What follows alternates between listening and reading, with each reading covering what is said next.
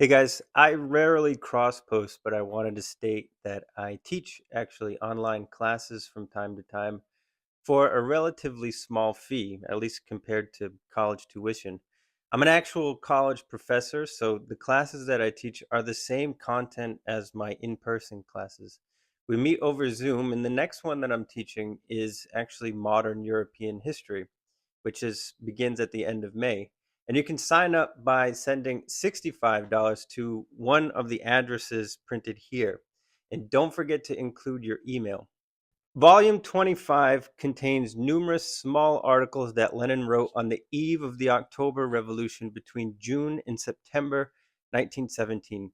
The most important of these works is, of course, The State and Revolution, but there are numerous articles that cover a range of topics from changes in the revolutionary situation, particularly in Petrograd, responses to attacks on him and other Bolsheviks, and much, much more.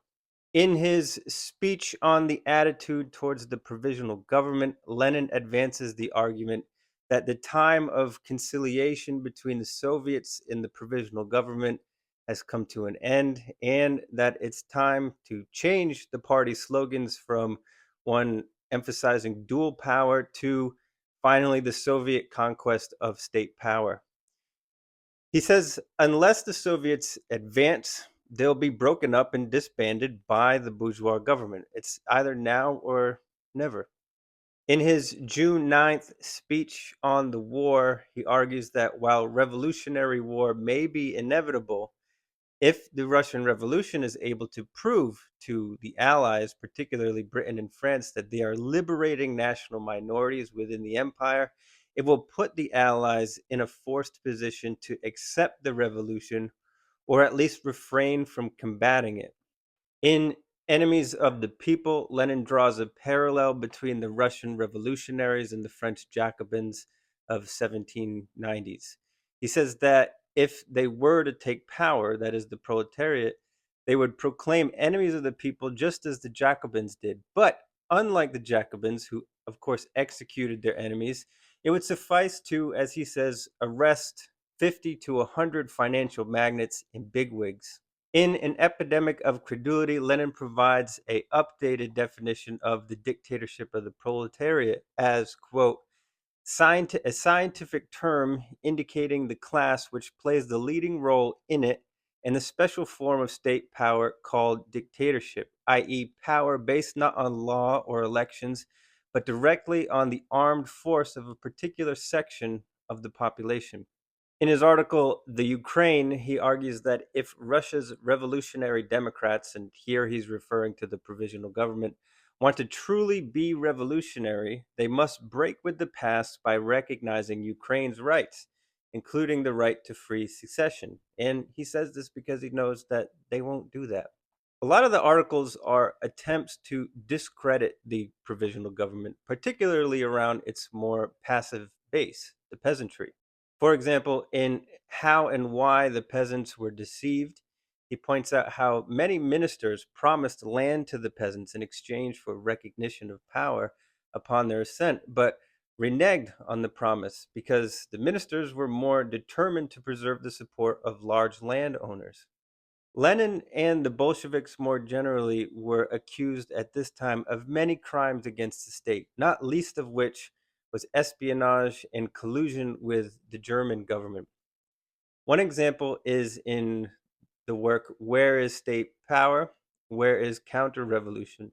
In which Lenin points out that the provisional government's investigation into suspicious money transfers to key Bolsheviks was only a pretext to raid their printing offices and suppress the party. The July days saw a massive uptick in worker strikes and the so called Kornilov affair, in which a Russian general attempted to invade the city of Petrograd to quash the revolution.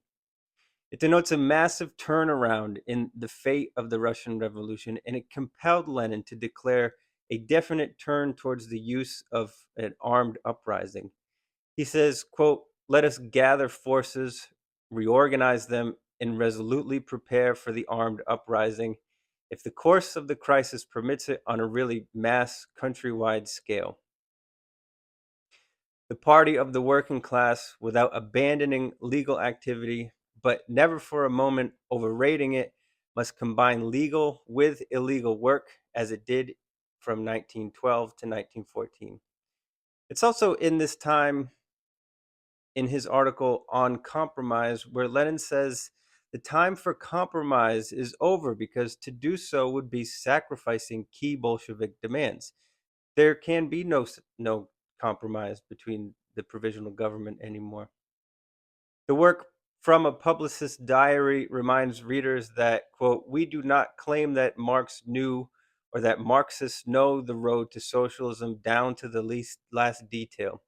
It would be nonsense to claim anything of the kind. What we know is the direction of this road and the class forces that follow it. The specific practical details will come to light only through the experience of the millions when they take things into their own hands. Finally, the last work in this volume, Lenin's famous The State and Revolution, written on the eve of the October Revolution, lays out his definition of the state as an instrument of class rule and the concept of the withering away of the state after a period of prolonged proletarian dictatorship.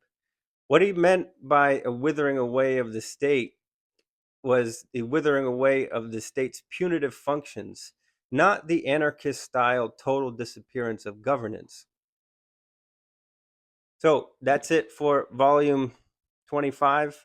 Until next time, sign up for my class. I think that you will enjoy it and hopefully you'll learn a lot. See you next time.